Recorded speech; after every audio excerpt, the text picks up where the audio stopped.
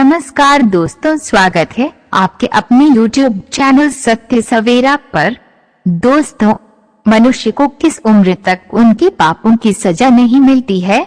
यह सुनकर मांडव ऋषि ने धर्मराज से कहा कि धर्म शास्त्रों के अनुसार जन्म से लेकर 12 वर्ष की आयु तक बालक जो भी कर्म करता है वह पाप नहीं माना जाता है, क्योंकि जन्म से लेकर इस आयु तक वे अज्ञान होता है। अतः आपसे बहुत बड़ी गलती हुई, इसका परिणाम आपको भी भुगतना होगा।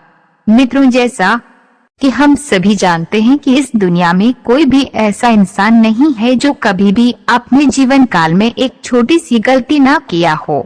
मगर क्या आपको पता है, हमारे जीवन में कुछ ऐसी भी गलतियां या पापों की सजा हमें नहीं भुगतनी पड़ती है।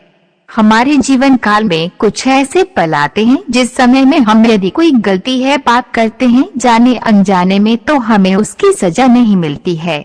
तो चलिए जानते हैं हमारे जीवन में ऐसी कौन ऐसा समय आता है जो उस समय किए हुए पाप या गलतियों की सजा हमें नहीं भुगतनी पड़ती है। मनुष्य को किस उम्र तक उनके पापों की सजा नहीं मिलती है? मनुष्य को किस उम्र तक उनके पापों की सजा नहीं मिलती है? पौराणिक कथाओं के अनुसार एक समय में पृथ्वी पर एक मांडव नाम के ऋषि हुए। वे बहुत बड़े तपस्वी और धर्मात्मा थे।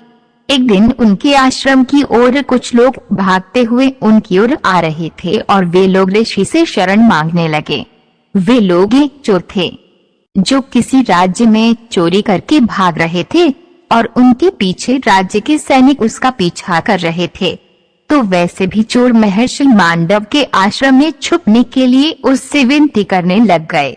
महर्षि को मालूम नहीं था कि ये लोग चोरी करके आ रहे हैं और ये सभी चोर है। महर्षि ने उनकी विनती सुनकर उसे छुपने के लिए उसे अपने आश्रम दे दिया। उसके बाद उस राज्य के सैनिक भी उस ऋषि के आश्रम तक आ पहुंची और महर्षि के आश्रम को तलाशने लगे। लेकिन सभी चोर अपना लुटे हुए धन उसी आश्रम में छुपाकर भाग चुके थे और जब सैनिकों को वह लुटे हुए धन ऋषि का आश्रम से मिला तो उससे निकलो उस ऋषि को चोर का साथी मानकर राजा के दरबार में ले गया। तब सैनिकों ने राजा को सारी घटना बताया। उसके बाद राजा ने महर्षि को भी चोर मानकर सूली पर चढ़ाने की सजा सुनाई। जब महर्षि को सूली पर चढ़ाई गई तो उसकी मृत्यु नहीं हुई, मगर उसे दर्द और पीड़ा सहनी पड़ी। यह सब दृश्य देखकर उस राज्य के राजा को एहसास हो गया ये कोई चोर या आम ऋषि नहीं है। तब उनसे राजा क्षमा मांगने लगा कि हे ऋषि श्रेष्ठ, हमें माफ कर दो, हमसे बहुत बड़ी गलती हो गई। कब हमें पापों की सजा हमें नहीं भुगतनी पड़ती है? तब महर्षि ने कहा, हे राजा, हम तुम्हें तो माफ कर देंगे मगर उस धर्मराज को नहीं।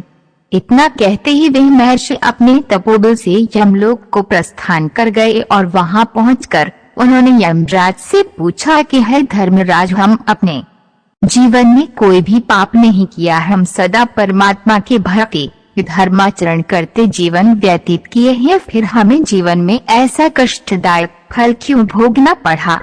तब धर्मराज ने ऋषि मांडव को कहा कि हे महर्षि, आप अपने बचपन में कीट पतंगों को पकड़कर उनके पंखों में सुई चुभा दिया करते थे, ये उसी पाप का परिणाम था।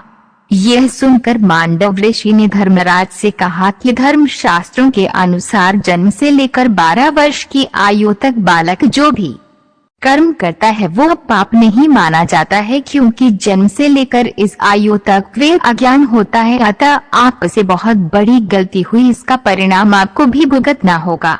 तब महर्षि मांडव ने धर्मराज को श्राप दे देते हैं कि तुम भी पृथ्वी लोक पर जाकर मानव रूप में जाने अनजाने में गलतियां करोगे और जब तुम विद्वान होगे तुम्हारी नीति कोई नहीं मानेगा।